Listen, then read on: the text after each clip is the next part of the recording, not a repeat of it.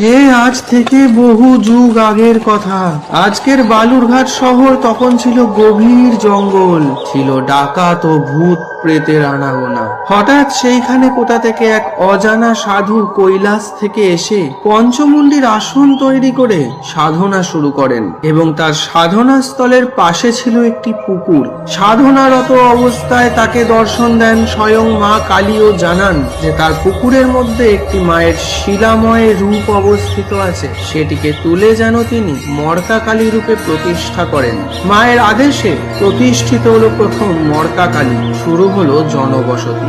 সময় কেটে গেল। এরপর ইংরেজ আমলে ওখানকার স্থানীয় জমিদার মুরারি মোহন চৌধুরী ইংরেজদের অত্যাচারের বিরুদ্ধে বিদ্রোহ ঘোষণা করেন। ঘটনা চক্রে বহু গ্রামবাসী সহ তাকে গ্রেফতার করা হয়। তখন তিনি এই মর্তা রক্ষাকালীর কাছে প্রার্থনা করেন সবার জন্য, এবং